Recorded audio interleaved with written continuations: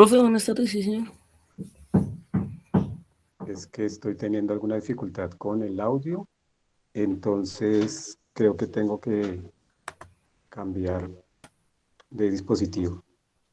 Profe, entonces uno se hace el cambio y me avisa para empezar. Ok, Vale, profe.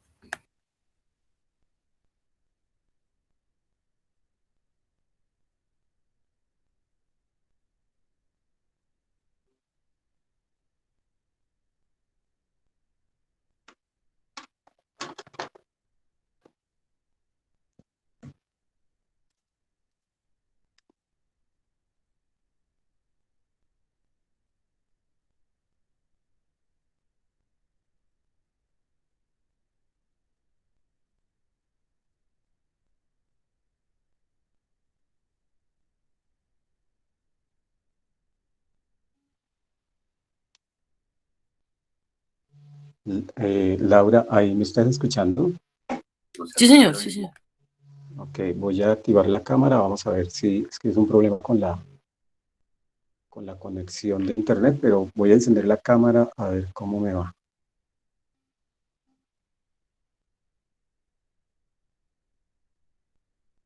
Está muy oscuro.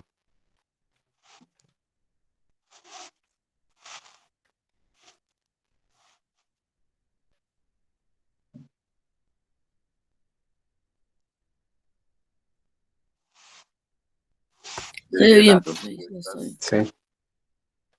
Sí, listo.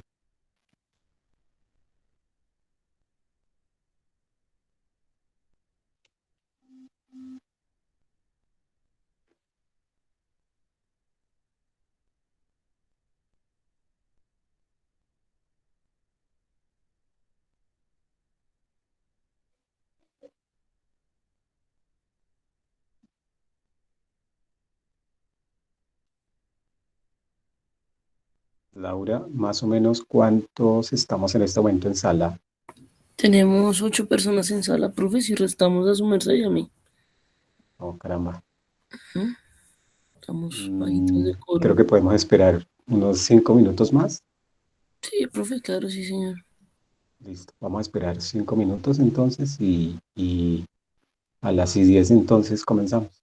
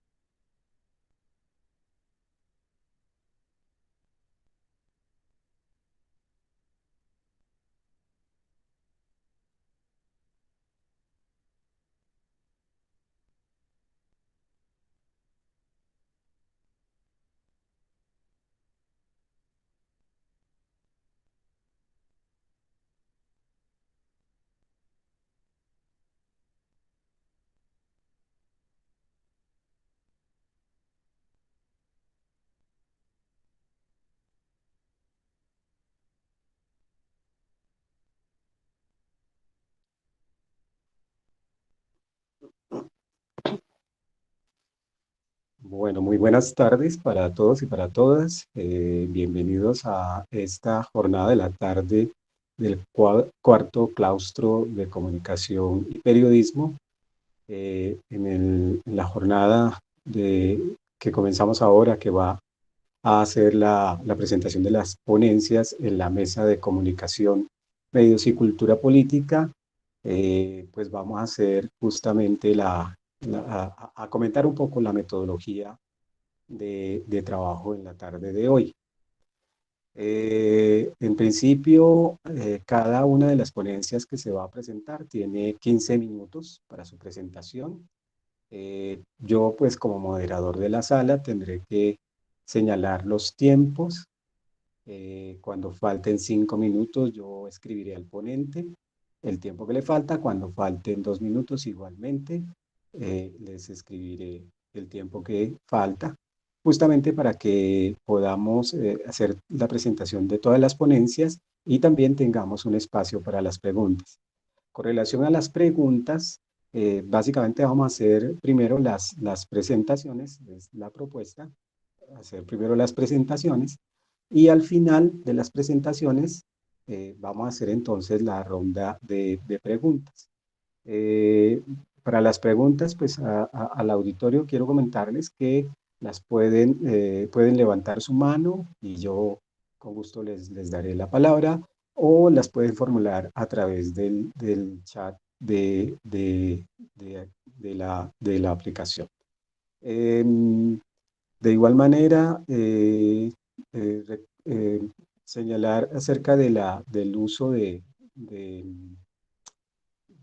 digamos, de imágenes o diapositivas para los ponentes, para que estemos muy pendientes allí de las presentaciones y pues para que aquí eh, Laura, que es nuestra compañera de apoyo hoy, Laura León, que es nuestro apoyo hoy aquí en la sala, pues nos estaría también ayudando en este aspecto. Bueno, muy bien. Sin más preámbulos, nuevamente les doy la bienvenida a todos y todas y vamos a iniciar entonces la presentación de las ponencias.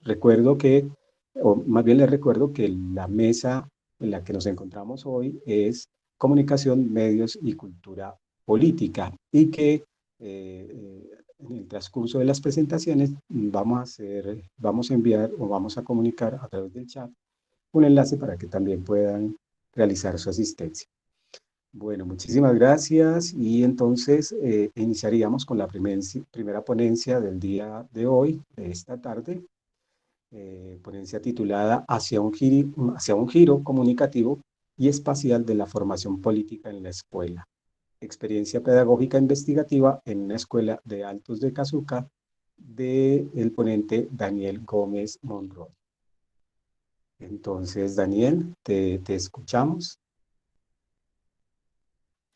Buenas tardes para todos y todas. Buenas Permítanme, ya les tardes. comparto entonces la pantalla. Perfecto.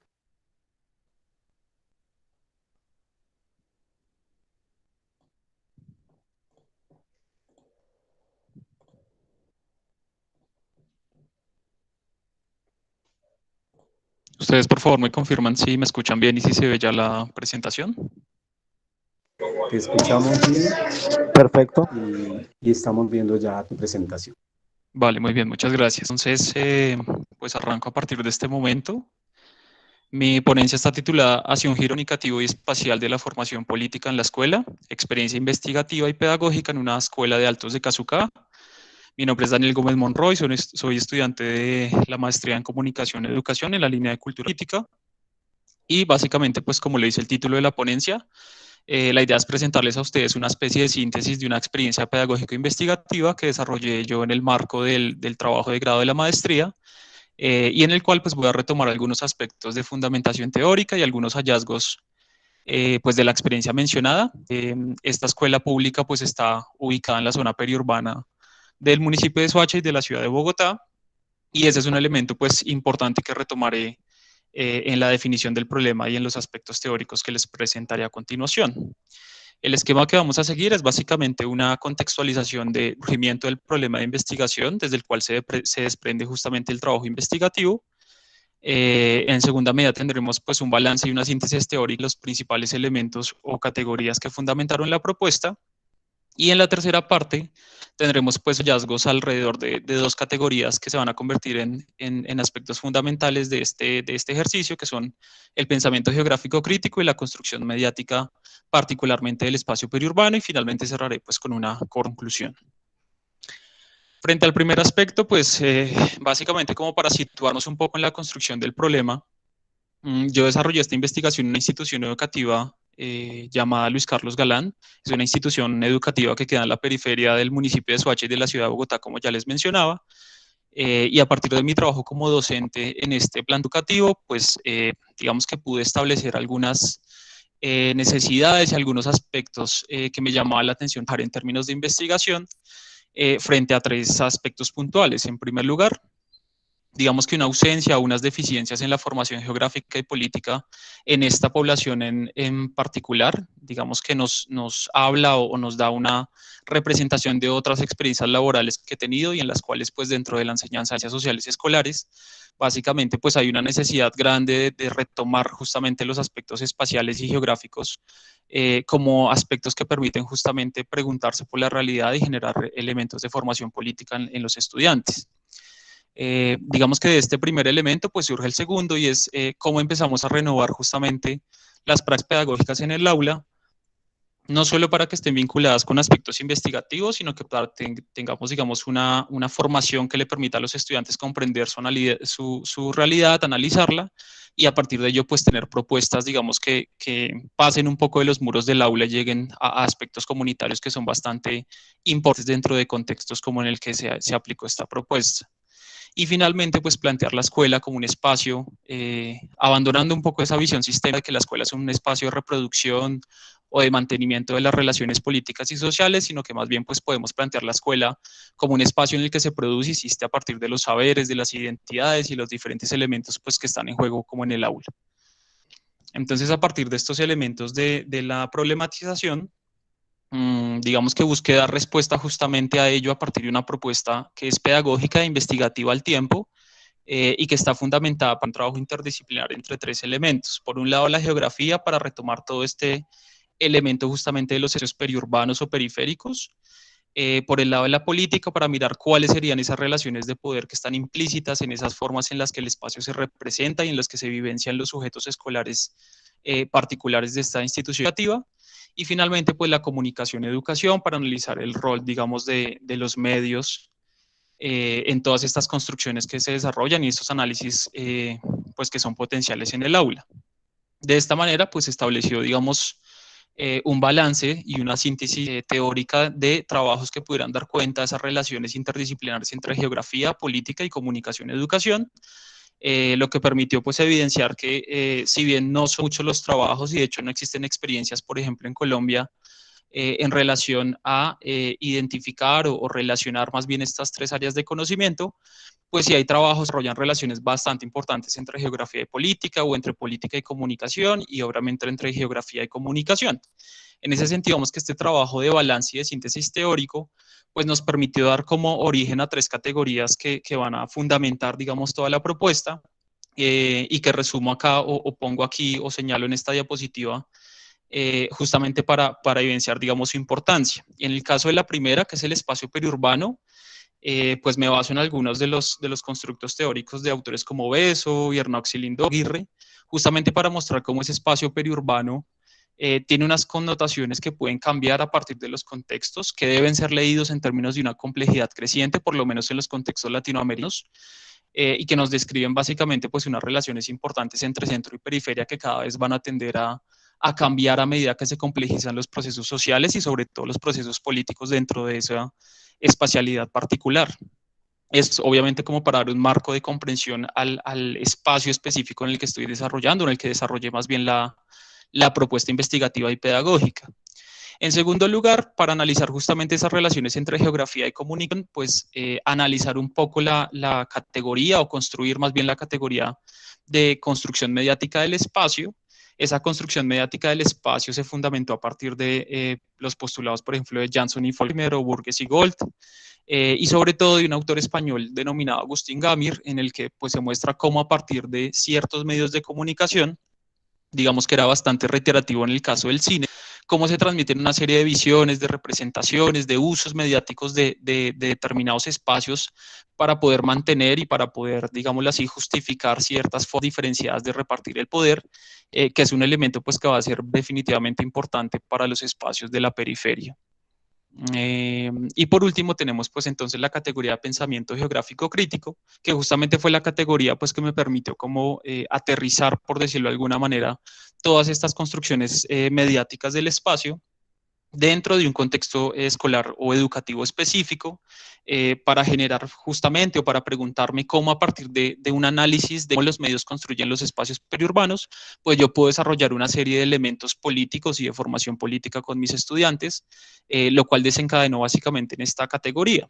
En ese sentido, pues se desarrolló primero una relación entre pues la política y el espacio, en la que me basé básicamente en autores como Lefebvre, Milton Santos, David Harvey, Dorian Macy, que son pues de acción geográfica, pero que se preguntan justamente por cómo se establecen unas relaciones de poder en relación, digamos, a lo espacial. Y finalmente, para darle ese componente pues educativo, me basé en autores que son Araya y Calcavati, de Miguel González, que han trabajado, digamos, esta categoría de pensamiento geográfico desde otros contextos latinoamericanos, especialmente desde Chile, pero que yo traigo a colación al contexto colombiano, dotándolo de este elemento crítico para hacer énfasis en las relaciones políticas, pues alrededor de las construcciones espaciales.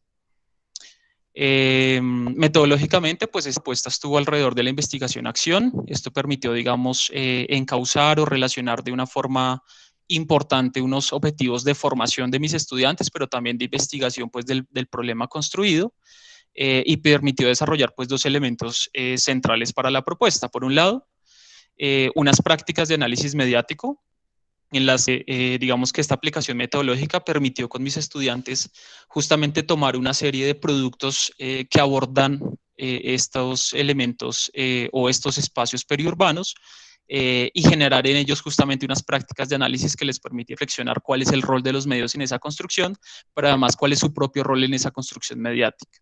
Y finalmente, pues unos ejercicios que van un poco digamos, pensados desde el contrapoder y producimos desde la escuela y desde esos espacios que han sido marcados, señalados y en muchos casos invisibilizados, pues unas producciones mediáticas que nos digan cómo se posicionan los sujetos que viven en esos espacios desde la escuela. En esa medida, por ejemplo, se trabajó pues un ejercicio importante de producción a partir del afiche político, en el que los estudiantes, justamente tomando como referencia ese análisis inicial, pues podían proponer una serie de elementos de posicionamiento. En este caso, pues surgen entonces unos hallazgos que van a ser o van a fundamentar pues toda la parte del análisis. En primer lugar, pues tenemos básicamente la idea de que ese pensamiento geográfico crítico, para pensarse en términos de fortalecimiento, pues implica un trabajo que se convierte en un trabajo central en términos de poder desarrollar y poder fortalecer justamente las habilidades y los elementos cognitivos que lo conforman. En este sentido, dentro del marco, digamos, teórico, pues se establecía como la conceptualización, la representatividad del espacio y unas habilidades formales relacionadas con el análisis y la reflexión política, pues van a ser centrales para fundamentar justamente una propuesta de esta categoría. Entonces, básicamente entiende que el pensamiento geográfico crítico pues es una reunión, digamos, de habilidades y elementos cognitivos, digamos que no bastan o que no se reducen a conceptualizar una realidad o a examinar cómo los medios la representan, sino que trata pues de confluir en unas formas de análisis y de reflexión que permita a los sujetos movilizarse políticamente en relación con esas formas de utilizar o de narrar sus espacios.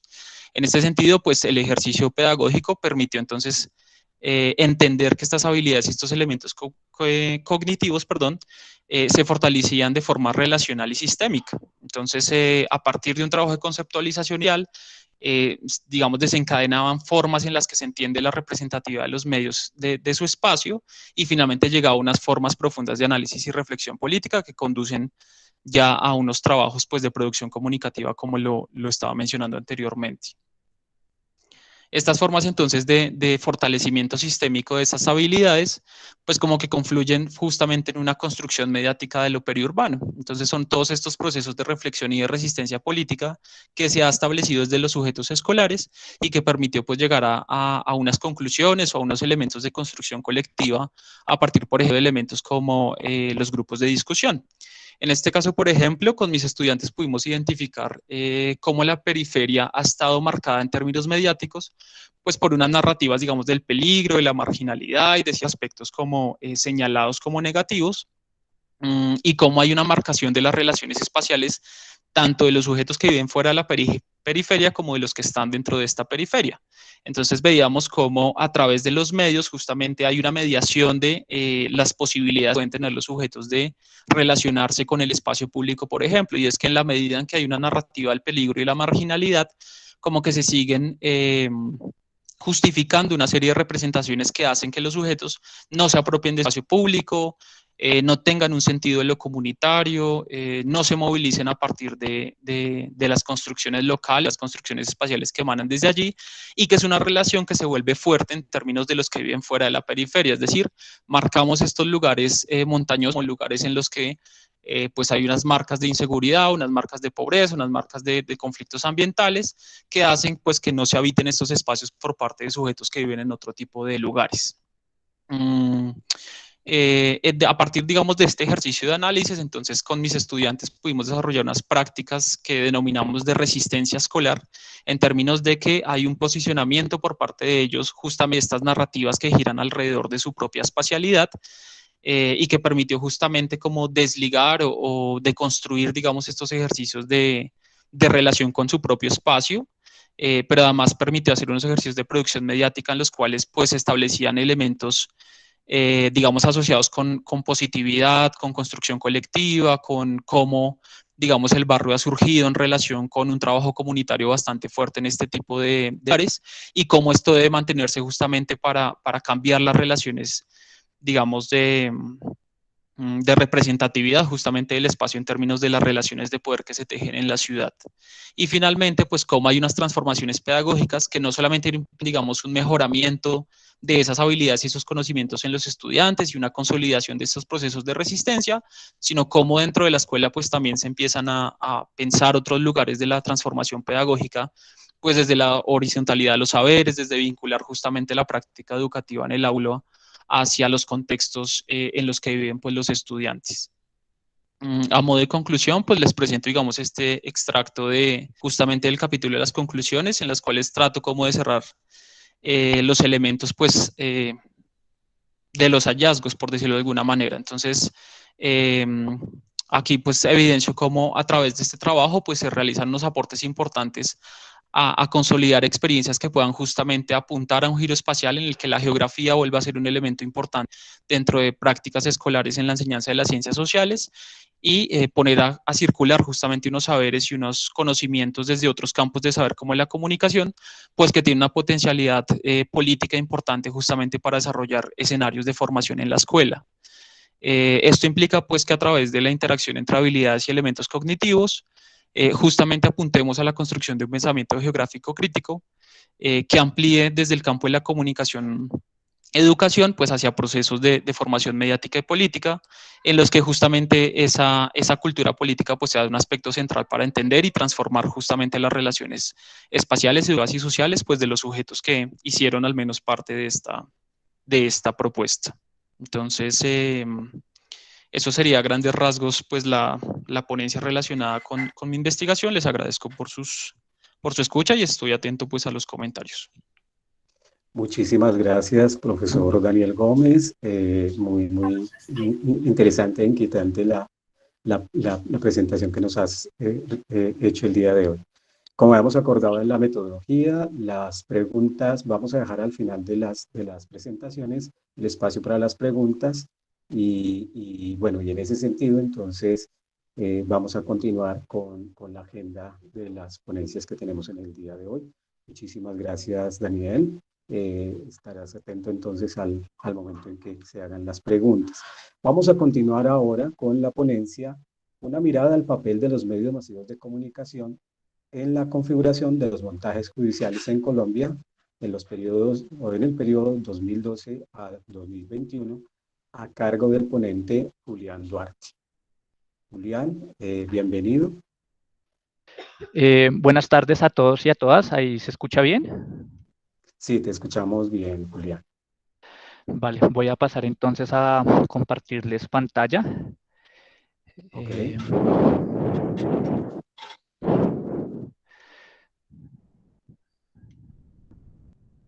Permítanme un segundo. Ahí ya se ve la diapositiva. Sí, ya la estamos viendo. Bien, pues en efecto, mi nombre es Julián Duarte, soy egresado de la licenciatura en Ciencias Sociales de la Universidad Distrital y actualmente hago parte de la maestría de Comunicación y Educación de la misma universidad. Esta ponencia, esta presentación del día de hoy integra elementos de lo que es mi proyecto de grado para la maestría y algunos elementos, digamos, un poco más contextuales. Este trabajo, pues, es una mirada al papel de los medios masivos de comunicación en la configuración de los montajes judiciales en Colombia entre 2012 y 2021. Sea paso para decir nuevamente, como lo he hecho en otros espacios, para nombrar en este momento, hay una compañera de la universidad, de nuestra Facultad de Ciencias y Educación, Erika Flores, que atraviesa un montaje judicial que en este momento se encuentra en prisión, en la cárcel de Pedregal, y también para los compañeros y compañeras, los comunicadores populares que han sido recientemente encarcelados por estos montajes judiciales, por su trabajo activo en el cubrimiento del paro nacional. Lo primero, pues, que habría que decir es que el montaje judicial, pues, es una práctica que, como su nombre lo indica, da cuenta de la utilización del aparato judicial bajo falsas acusaciones, pues con un objetivo determinado. Sin embargo, el montaje judicial al que hacemos referencia, tanto en mi trabajo de grado como en la presentación del día de hoy, pues es un montaje judicial que tiene, digamos, móviles políticos y por eso se dirige hacia unas personas con unas características y con unas condiciones particulares. Eso hace que la práctica del montaje judicial a un nivel político haya tenido unas transformaciones a lo largo de la historia y haya adquirido, sobre todo en los últimos 10 años, un carácter de sistematicidad de la cual hablaremos más adelante. Independientemente de ese carácter sistemático que goza hoy en día el montaje judicial, pues es una práctica que en la historia reciente del país, más o menos desde la década de los años 60, ha estado pues atravesada transversalmente por un lado por la doctrina de seguridad nacional, estos aprendizajes que ha tenido el país a partir de la doctrina de guerra de los Estados Unidos, de Francia e Israel principalmente, y la idea del enemigo interno, estas ideas pues que nacen en un contexto pues de Guerra Fría, en el cual bajo ese fantasma del comunismo internacional y su posibilidad de que se incuben en muchos lugares del planeta y que hay que detenerlo, pues entonces ese enemigo está en casa y hay que buscar pues las maneras de frenarlo, ¿no? Que en un inicio es la figura pues de los comunistas, posteriormente en el país pues cuando nacen organizaciones insurgentes como las FARC-EP, el ELN, entre otras, pues entonces va a ser la figura del guerrillero, la guerrillera, y que en una faceta, digamos, actual, contemporánea, pues entonces aparece la figura del terrorista y más recientemente la del vándalo. Esta sistematicidad de los montajes judiciales pues se encuentra en un marco de lo que algunos teóricos han llamado las guerras de cuarta generación, que básicamente, y poniéndolo de una manera muy sencilla, son guerras en las que además de las tres generaciones precedentes, donde la guerra entonces se sitúa en el plano terrestre, en las vías marítimas y en el aire, pues incluye, digamos, como ámbito de guerra dentro de estas guerras lo que concierne a la utilización de los medios masivos de comunicación y pues la disputa, el predominio por los imaginarios culturales. Esto también, o en esto va a estar enmarcado, pues esta coyuntura nacional de los últimos 10 años, en la cual, pues, insisto, adquiere un carácter de sistematicidad estos montajes judiciales. Ahora, hay una referencia, digamos, muy puntual. Julián, Sí, disculpa, qué pena que te interrumpa. ¿No están presentando las diapositivas? ¿No las estás pasando? no están pasando. Ok. Sí, Y ahí que minimicé, ya se ve otra diapositiva. sí, ya, sí, señor. Bien, gracias. Entonces, lo voy a mantener así para que puedan leer. Entonces, les estaba mencionando, hay unos sujetos políticos claramente definidos frente a quienes son objeto de los montajes judiciales, y yo hago una periodización a partir de unas transformaciones que se han presentado contemporáneamente. Entonces, tenemos el lapso de 2012 a 2019, en el cual encontramos que principalmente estos montajes judiciales por motivos políticos están orientados a personas, a integrantes de las universidades públicas o a sectores críticos de la academia, y pues uno de los grandes referentes es el montaje judicial que vivió el profesor Miguel Ángel Beltrán, pero encontramos también que en estas condiciones de estas personas, pues mayoritariamente pertenecen a una extracción mayoritariamente popular, y sobre todo que pertenecen o tienen militancia en organizaciones políticas y sociales. De ahí entonces encontramos pues distintos casos que se han presentado en este periodo, como lo es el caso Lebrija en 2012, el caso de los 13 en 2015, la captura de Mateo Gutiérrez en 2017, ese mismo año pues todo el montaje judicial alrededor del caso Andino, y casos digamos muchísimo más contemporáneos como el atentado en la Escuela General Santander, pues que tiene sus capturas en 2019, y las capturas también que se desarrollan 2 días previos al paro de noviembre en 2019. Digo que hay una transformación temporal porque entre 2019 a 2021 en los montajes judiciales ingresa a estas personas que habitualmente, digamos, son objeto de esta circunstancia, otra figura, otro sujeto político, que son los jóvenes de Barriada Popular. ¿Sí? Que entonces estos jóvenes sin militancias políticas, pero que en su legítimo ejercicio del derecho a la protesta, pues salen a las calles e igualmente son criminalizados. Allí pues este año 2021 ha sido bastante significativo. Ahí pues ustedes ven en pantalla algunos de los casos referidos. Ese 21A es el 21 de abril, el día... un caso, digamos, emblemático porque se dan una serie de capturas antes de la iniciación del paro nacional, y posteriormente pues hemos tenido capturas y montajes, en este caso en algunas localidades de Bogotá, pero pues que también se extienden a otras ciudades y a otros lugares del país. ¿Cuál es el papel entonces de los medios en esta coyuntura? Hay dos tareas o finalidades que van de la mano. Por un lado está la presión mediática para orientar los fallos. Entonces, estos casos tienen un cubrimiento mediático en el cual las personas son presentadas previamente como culpables, y a partir de esa opinión mediática que se genera, pues presiona a los jueces para que efectivamente fallen en contra de las personas que pudiesen ser sindicadas. Pero al mismo tiempo, estos medios de comunicación cumplen con la constitución de una representación mediática que establece un determinado sujeto a disciplinar. Es decir, hay unas características que se les confieren a estas personas en las narrativas de los medios que los hacen un sujeto específico, un peligro social, que debe ser disciplinado, que debe ser controlado pues a través de la cárcel y pues todo lo que implica ello. Para ello, pues los medios de comunicación apelan a unos ejercicios muy concretos en términos de lo comunicativo, que para pues ser respetuoso con los tiempos de presentación, pues voy a referir solamente a partir de algunos ejemplos, principalmente titulares en las noticias, y pues gran parte de ellos extraídos de lo que viene siendo mi trabajo de grado.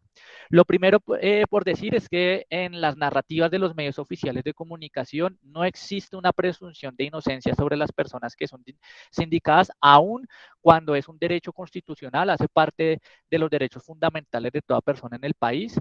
Aquí vemos dos ejemplos, uno es de Noticias 1 y otro del diario El Espectador, entonces titulares en los cuales ya se da por sentado que las personas que están siendo investigadas o que son capturadas, pues son los efectivos responsables de una serie de hechos, ¿no? Entonces tenemos uno referido al caso Andino, el primer titular, y el segundo, pues que en este mismo caso les vincula además este titular a la pertenencia de un grupo armado de dudosa existencia también, como se han desarrollado los hechos, pero igual en este caso tanto Noticias 1 como la revista Semana pues no titubean en hacer aseveraciones que son bastante temerarias, y es una narrativa pues que vamos a encontrar que se generaliza en los grandes medios de comunicación.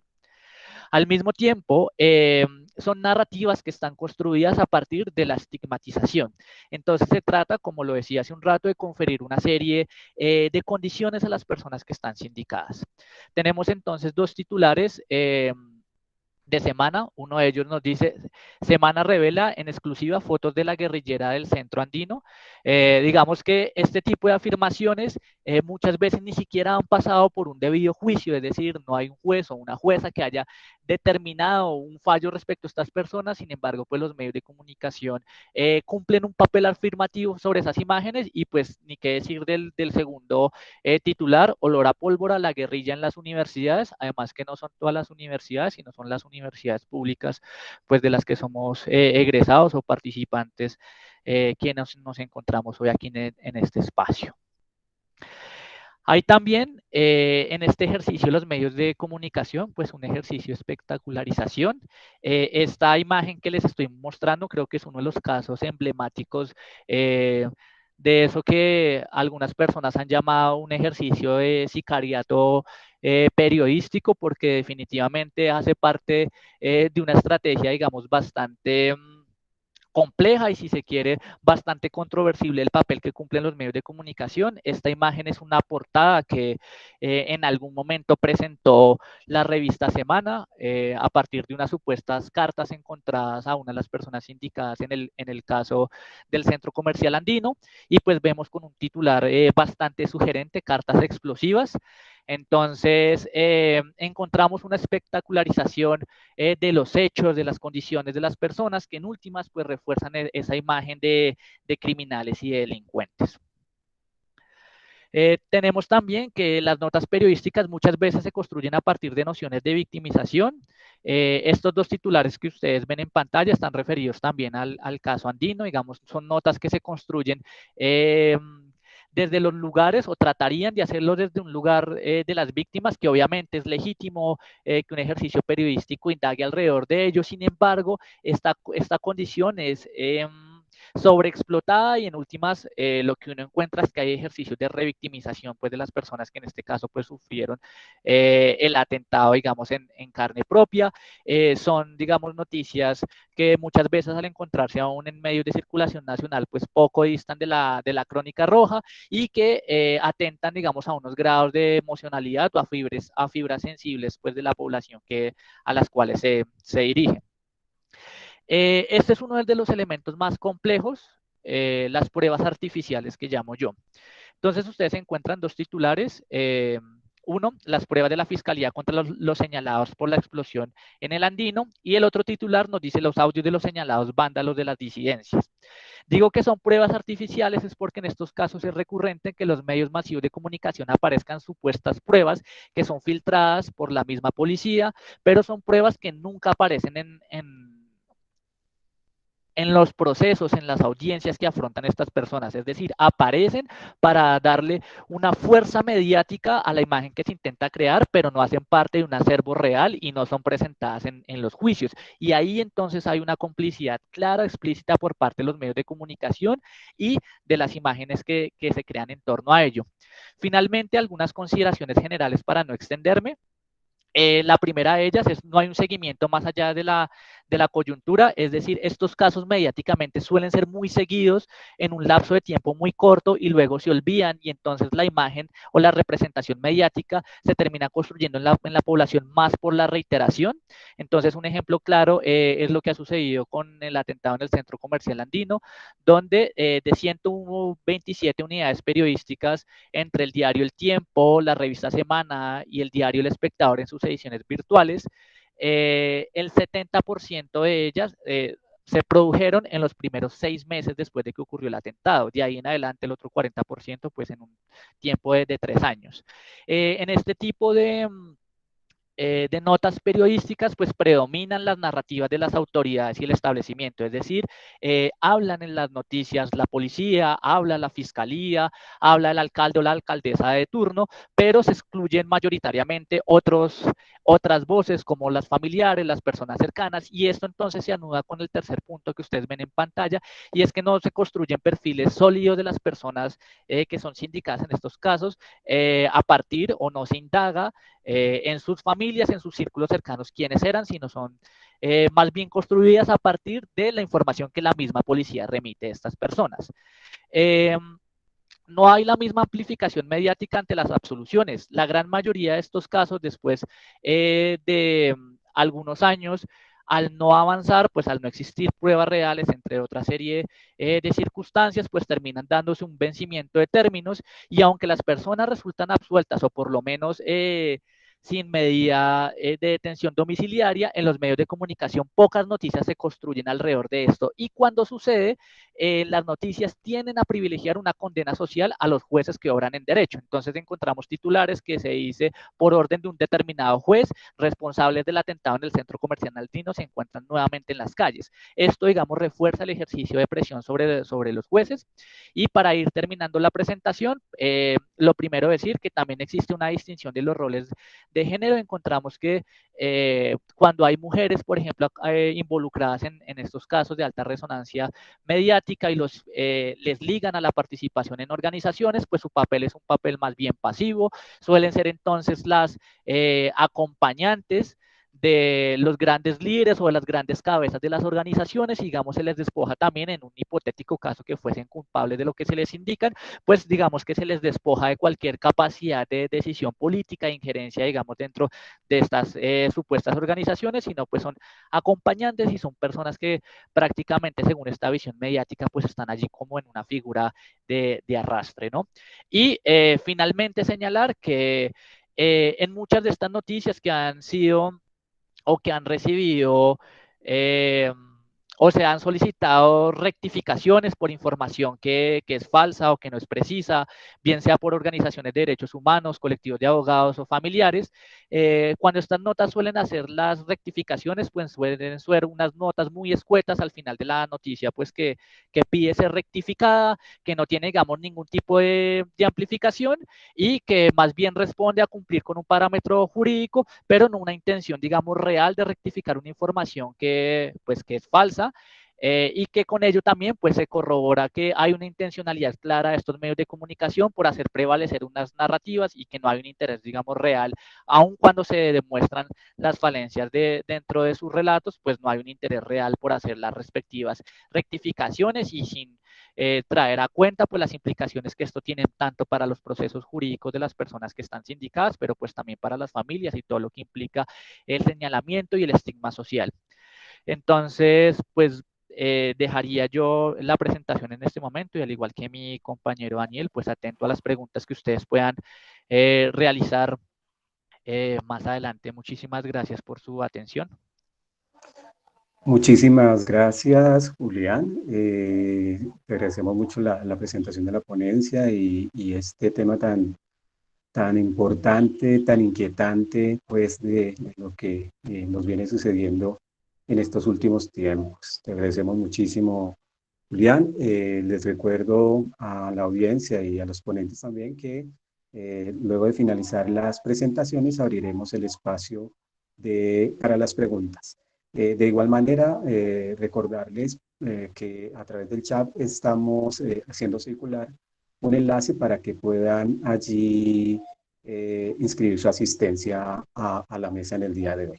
Muy bien, continuando entonces con las presentaciones, vamos a presentar la ponencia de José Luis Fernández Romero titulada Nueva canción latinoamericana como descripción de resistencia en las dictaduras suramericanas.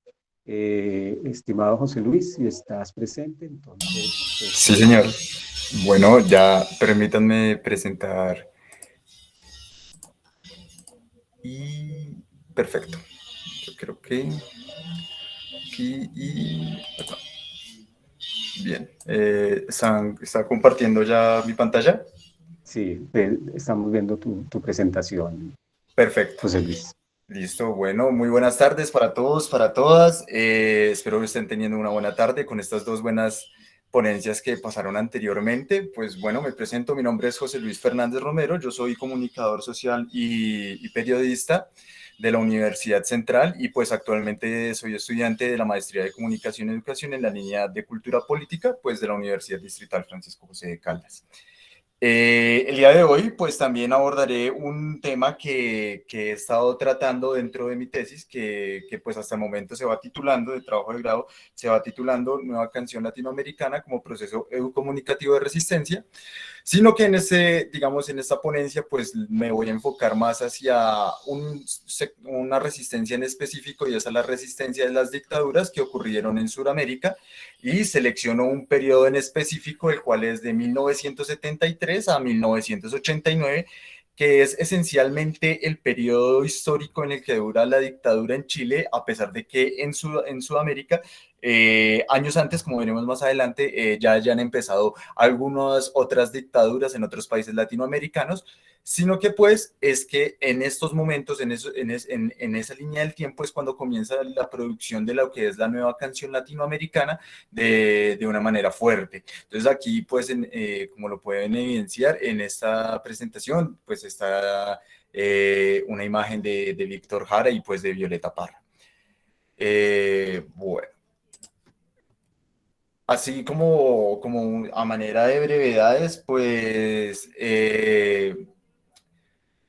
en primer lugar vamos a presentar qué es la nueva canción latinoamericana. En segundo lugar, cuál es el contexto histórico en lo que ella se produce, qué es el capital cultural y resistencia, cómo lo voy a denominar a ella, y por último, pues hacer esa reflexión de por qué sirve de una manera de resistir, de una manera de describir la resistencia que hay hacia estas dictaduras, pues con unas canciones ejemplo. Entonces, bueno. La investigación que he venido desarrollando es una implementación de hermenéutica de diferentes modelos de análisis, un modelo discursivo, un modelo histórico y un modelo conversacional de varias canciones que hacen parte de lo que es la nueva canción latinoamericana, o lo que muchos otros conocen también como canción protesta, y el cual ellos, desde que se reúnen en La Habana, Cuba, en la Casa de las Américas, más o menos hacia el año de 1969, 1970, se configuran ellos como un movimiento social y político, y que tienen unos objetivos en específico, los cuales son comenzar a formar, a educar y diferentes sectores sociales, y en especial una caracterización de la población que es el pueblo, y que dentro de él hacen parte, digamos, si lo vemos desde la perspectiva de clase, digamos el proletariado, como también otras caracterizaciones de la población, como los estudiantes y el campesinado, ¿no? Que hay que tener en cuenta que en esos momentos históricos, pues no había un nivel de alfabetización alto, y que por medio de ellos, de su arte, de su música, de las letras que ellos crean, van a comenzar a dar esa formación política, esa formación social que ellos manejan, ¿no? Entonces, bueno, y poner de manifiesto que más o menos a mediados de la década de los 60, con cantantes como Violeta Parra y Atahualpa Yupanqui, se comienza a generar esta apropiación cultural de lo que es lo autóctono, lo propio, y comienza a darse una forma de lo que es esta canción protesta, teniendo en cuenta que hay otros estilos y sitios de canción protesta, como por ejemplo lo que se formó en Estados Unidos como lo que se conoce canción protesta, con el actual ganador del Nobel, se me fue el nombre en este momento, y también, digamos, en España se hacen canciones de resistencia desde el movimiento anarquista y desde el movimiento comunista, y de hecho, inclusive hay antecedentes desde los bufones en la época de la Edad Media que hacían canciones también de resistencia a las políticas que tenían los reyes en esos momentos, entonces como para tener en cuenta. Entonces, si bien la nueva canción latinoamericana ha ido más o menos quedando en el olvido colectivo, se fue consolidando como un capital cultural y estético y sonoro, muy importante tener eso en cuenta, y estético, dentro de lo que es la izquierda latinoamericana en lo que son los años 60 y 70. ¿Y por qué se vuelve un capital cultural? Porque se vienen desarrollando, que ellos venían, digamos, presentando sus músicas por medio de peñas, por medio de LPs, y sobre todo por la circulación de casetes de canciones que hacían parte, digamos, de este movimiento, y canciones que llamaban a la unidad, que llamaban a la resistencia, que llamaban a las transformaciones sociales, y también a maneras de denuncias, y también de las formas de vivir la cotidianidad de la clase trabajadora, de los campesinos, de los estudiantes, y pues también trataban de aglutinar a todas las personas que quisieran tener un cambio. Entonces, digamos, acá yo les presento la carátula del Inti Illimani 6, que se conoce como el Chile Resistencia, que es uno de los primeros álbumes que ellos sacan en su exilio en Italia para oponerse, digamos, a la dictadura de Augusto Pinochet, que a ellos los sorprende allá esa formación. Entonces también, digamos, otra perspectiva, digamos, de lo que es la nueva canción latinoamericana es que es una forma distinta de abordar la vida cotidiana de las personas desde una manera poética que sea inclusive cercana y fácil de asimilar también para, digamos, las clases populares, dado que, como les había mencionado anteriormente, su nivel de alfabetización pues bien no era muy alto, entonces trataban de hacerlo con lenguajes y letras que fueran muy cercanos a ellos para comenzar a generar esa cercanía con la música, ese empate, esa conexión emocional que haya con la música, ¿no? Entonces, dentro de sus letras, como viene acá está descrito, es un canto que invita a la reflexión, a pensar el momento político, a pensarse esa coyuntura histórica en lo que ellos estaban viviendo, de una manera de que se fuera cercana, de una manera en la que los acercase también a una militancia. Normalmente, digamos, la mayoría de los grupos que se consolidaron dentro de la canción latinoamericana hacían parte de los partidos comunistas. Digamos, en el caso de Venezuela estaba Lee Primera, en el caso de Chile estaba Víctor Jara, que era militante del Partido Comunista, al igual que el grupo Quilapayún. Y, digamos, en este caso, pues yo les quería presentar acá la carátula, algo que mucha gente, digamos, no sé, digamos que también daría para otros temas que son los grupos musicales que se han dado dentro de las guerrillas latinoamericanas y en este caso Caraxú, que hacía parte del MIR, como también Resistencia en Chile. Entonces ellos también informaron y entendieron que tenían que, para educar a sus militantes, para educar a las masas, a los públicos que tenían ellos objetivos, pues también tenían que generar música para ellos educarlos, a pesar de ser un movimiento subversivo, el MIR. Entonces, tener eso en cuenta también, entonces, como la nueva canción latinoamericana. Bueno, el contexto histórico.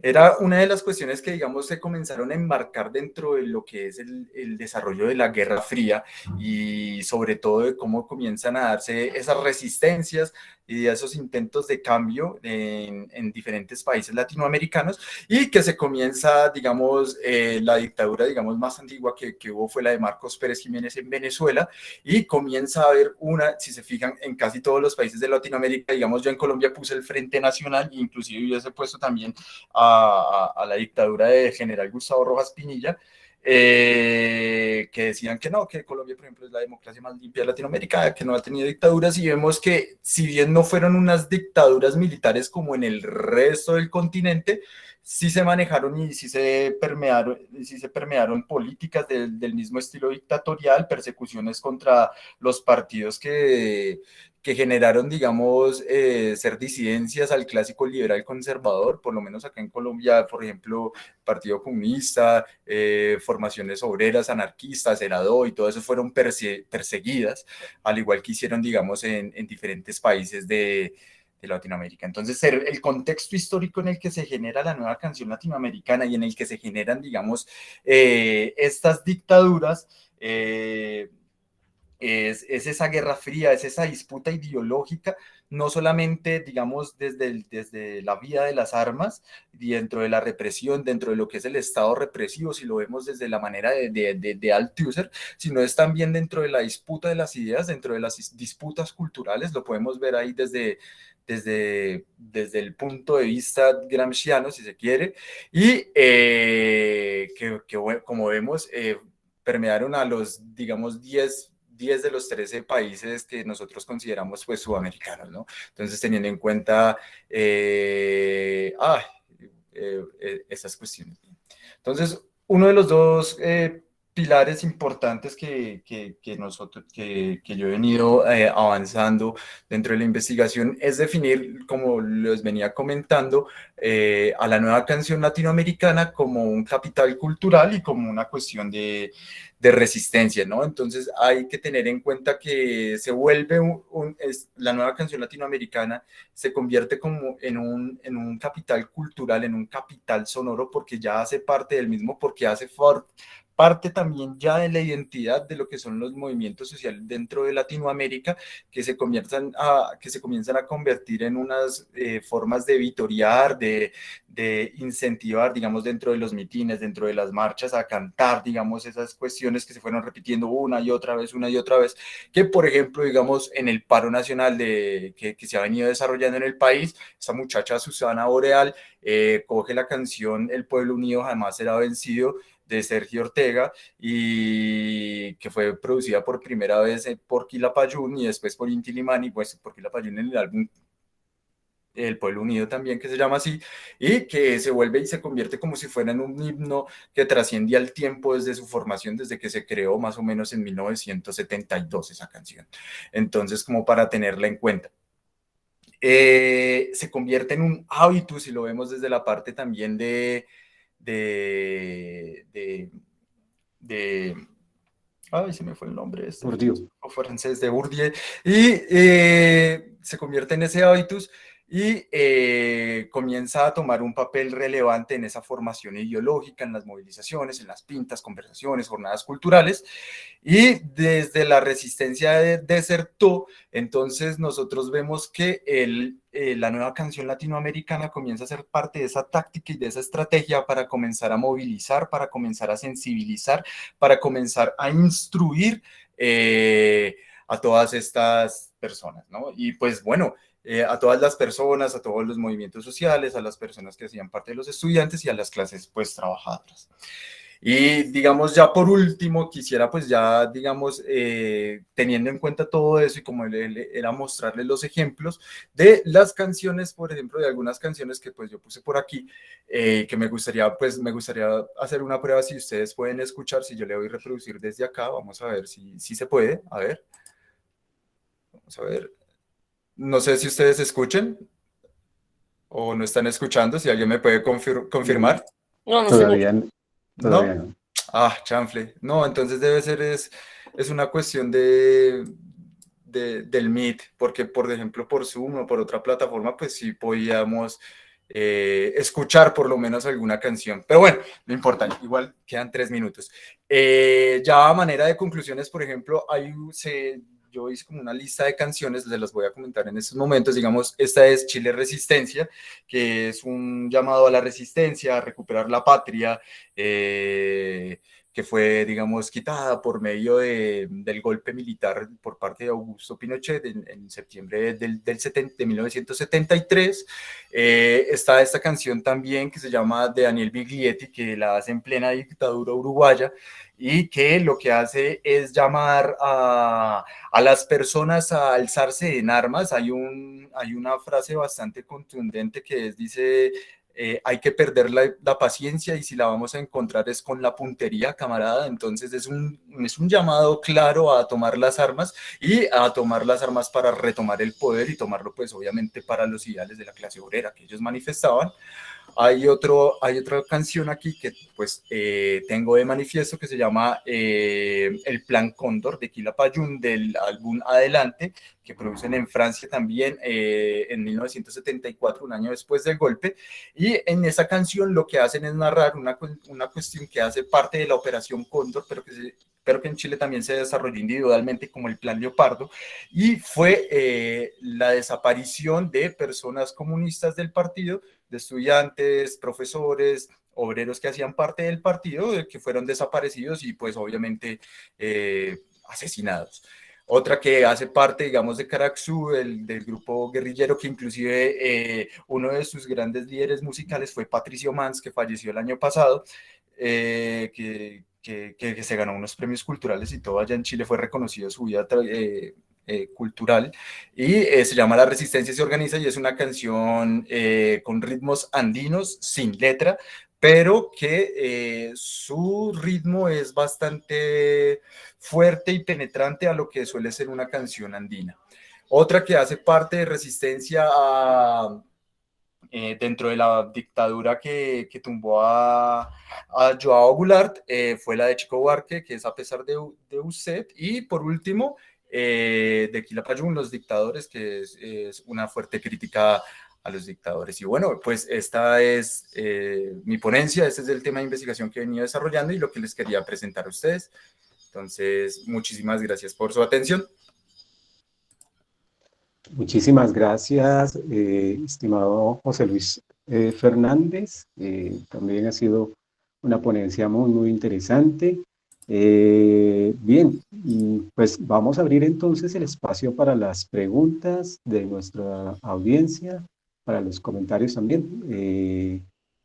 Les he indicado que podemos a través de la plataforma o a través de mi levantar la mano, por ejemplo, o escribir en el chat las preguntas que se tengan. Entonces abrimos el espacio para las preguntas. ¿Quién quiere formular alguna pregunta? Muy bien. David Santiago, no, adelante con tu pregunta. Hola, compas, buenos días. ¿Sí se escucha bien? Sí, te escuchamos.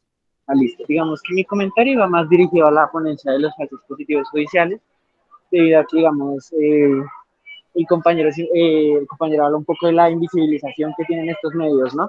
Entonces, en cuanto a que nunca anuncian cuándo realmente el Estado ha fallado. Entonces, por ejemplo, recordemos, hay un caso muy famoso, que es un profesor de la Universidad Nacional, que se llama Miguel Ángel Beltrán, en donde con él, mejor dicho, hasta se articularon con el gobierno y con la policía de México para extraditarlo y encerrarlo en la cárcel.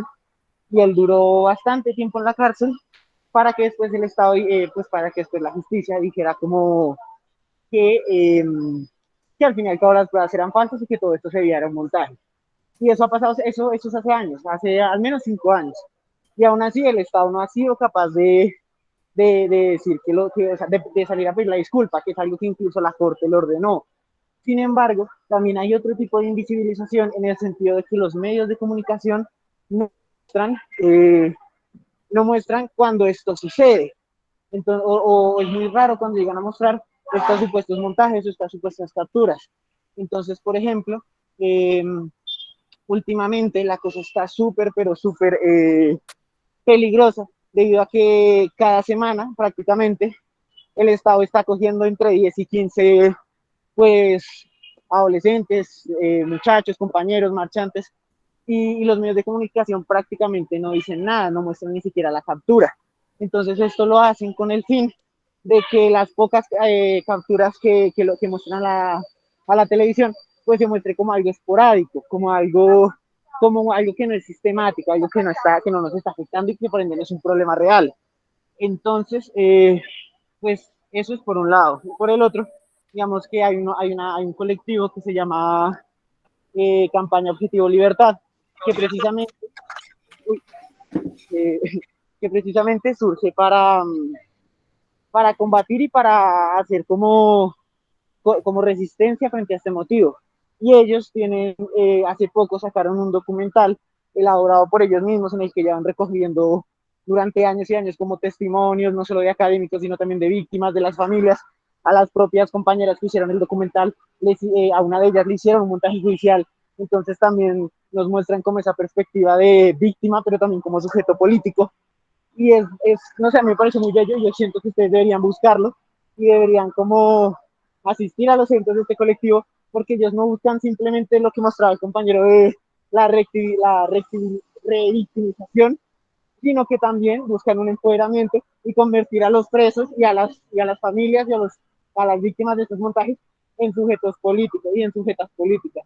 Entonces, pues yo les recomiendo mucho que se articulen con este colectivo y que vayan a los cineforos que ellos están haciendo, pues mostrando el documental del que les estoy hablando. Gracias. Muy bien, David, por tu intervención. Julián, adelante. Gracias, profe, también gracias a David por esa intervención. Quiero complementar también, me hubiese gustado tener más tiempo en la presentación y es también para poder hablar, y aprovecho tu intervención, de la importancia de tocar estos temas, no solamente en el marco de la academia y hablar como cientistas sociales de alguna u otra manera, sino también como comunicadores y como comunicadoras, atendiendo a que esta problemática también nos está eh, atacando de una manera directa. Vimos, y en referencia a lo que tú mencionabas, hace un par de semanas, pues son también capturados comunicadores y comunicadoras populares, es decir, que nos encontramos en un contexto en Colombia muy cercano a condiciones de dictadura, en los cuales hasta el ejercicio de la comunicación, el ejercicio de la prensa, pues resulta siendo un ejercicio que es vetado. Y ahí entonces hay un reto, digamos, supremamente importante, una responsabilidad que tenemos muy grande, quienes tenemos en este caso la oportunidad de acceder a la educación superior, a trabajar estos temas, pues también una responsabilidad ética y comunicativa. Y la referencia sobre la campaña también la agradezco. Hago parte de la misma y soy la persona que te refieres, que también sufrió montaje judicial. Entonces es también una alegría saber que el trabajo que hemos venido haciendo comunicativamente para hacer las denuncias alrededor de esto, pues tiene una funcionalidad, ¿no? Y que llega a públicos y podemos hacerlo más extensivo, esperando pues que algún día tengamos unas condiciones de vida digna muchísimo más reales en nuestro país, y por ejemplo comunicar no sea un delito, manifestarse no sea un delito. Entonces te agradezco, David, y obviamente a todos los compañeros y compañeras que están aquí. Muchísimas gracias, Julián. Muchísimas gracias a David por la intervención y la pregunta. Seguimos invitando pues para que formulemos las preguntas a nuestros ponentes.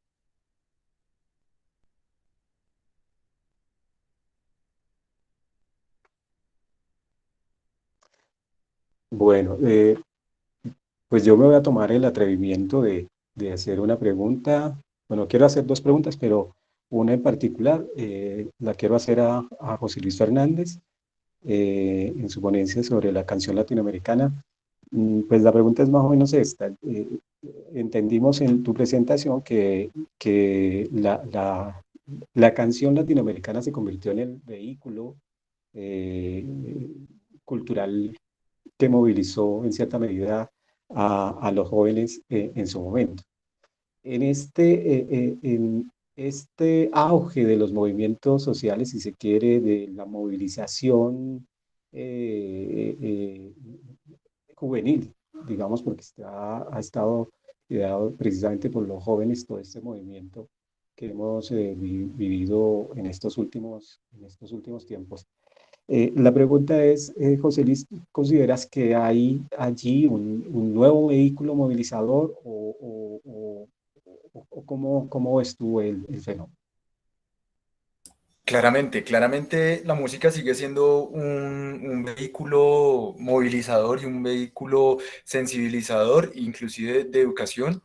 Eh, Como vemos, digamos, una de las formas también de lucha y resistencia que se han dado actualmente es por medio de la música, y que también, digamos, artistas que hacen parte del mundo comercial también se abanderan de sus músicas, hacer denuncias. Digamos, está el ejemplo de Calle 13, y digamos también que actualmente los movimientos sociales, los movimientos juveniles, las formas juveniles mismas de organizarse, dentro de sus mismos hábitos de consumo musicales, también consumen música que, si bien no están organizados dentro de un movimiento como lo fue la nueva canción latinoamericana, las músicas que estos jóvenes y pues que escuchamos, porque también me considero joven, todavía estoy joven, escuchamos, pues también tienen ese mensaje de resistencia, tienen ese mensaje de denuncia. Como por ejemplo, no sé, tú te sientas a escuchar ska, te sientas a escuchar punk, te sientas a escuchar algún hip hop, comienzas a escuchar letras que, digamos, en primera instancia denuncian, digamos, una cotidianidad de un no futuro y que, bueno, hay que hacer algo. Otras que también, digamos, ya hacen un llamado a la acción de movilizarse, organizarse y todo ello. Entonces, La música no pierde ese sentido de vigencia como un eje transformador, un eje sensibilizador y de movilización. Lo que pasa es que no están organizados de una manera, digamos, como movimiento, como estuvieron organizados en años anteriores, pero sin duda siguen teniendo ese papel. Muchísimas gracias, José. Hay una Pues, pregunta de Ángel Duval, que nos sí, la hace atrás del chat. Dice, José Luis, tú que hablas de las canciones revolucionarias latinas, considera, perdón, un segundo, considera que el rap latino también toca algunas problemáticas sociales y también se claro. podría, te complemento la Sí, pregunta, regálame un segundo. sí, yo la terminé de leer. Dice, Ah, también ok, se podría perfecto. considerar una canción Listo. revolucionaria y yo le diría que sí, por supuesto, porque como le venía mencionando anteriormente, en la respuesta anterior, si bien denuncia unas problemáticas, digamos, del barrio, más cercanas, digamos, más cotidianas, como le venía diciendo, también hacen un llamado a la acción. Y cuando uno hace un llamado a la acción dentro de una sociedad mainstream del consumo, que lo que hace es adormecerte y hace algo que te sacude y que te incita a moverte, que te incita a llevar un cambio, no solamente para tu vida, sino para una estructura social, una estructura económica, puede considerarse revolucionario, diría yo. Entonces, sí, por supuesto que sí. Entonces, era lo que le venía mencionando anteriormente. No solamente, digamos, son estos sonidos andinos de balada que pues llegaron a representar la nueva canción latinoamericana como con Piero, así como por dar Ana y Jaime, digamos, que son muy balada, pero que tienen ese mensaje, otros que tienen mensajes andinos como Inti Limón y todas esas cuestiones, sino que pues la música evoluciona. Digamos, por ejemplo, el rock tiene sus mensajes revolucionarios, digamos, el rock argentino tiene unas letras, digamos, contra la dictadura, caso Charly García, todas esas cuestiones uno se fija, y que, digamos, todas las músicas, y digamos, que van generándose actualmente, pues algunas van generando. Ahorita se me viene una de los Petit Felas, que casi no los escucho, pero se me vino a la cabeza, que se llama La Causa, entonces ya van enfocando hacia esos lados, o lo que les mencionaba ahorita, digamos Calle 13, que también tiene sus canciones así como ella, Unidad Latinoamericana, Cambio y esas cuestiones. Bueno, muy bien. Que seguimos invitando a todos nuestros asistentes a formularnos los interrogantes. Nos quedan 3:15, nos quedan 5 minutos para escuchar una nueva pregunta.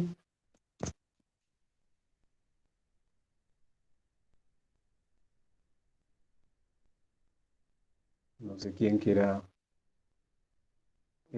Sí, Buenas tardes, Alejandro. Sí, sí, buenas tardes. mi Ya, nombre es Jorge Luis Jaramillo. Una pregunta, ¿cómo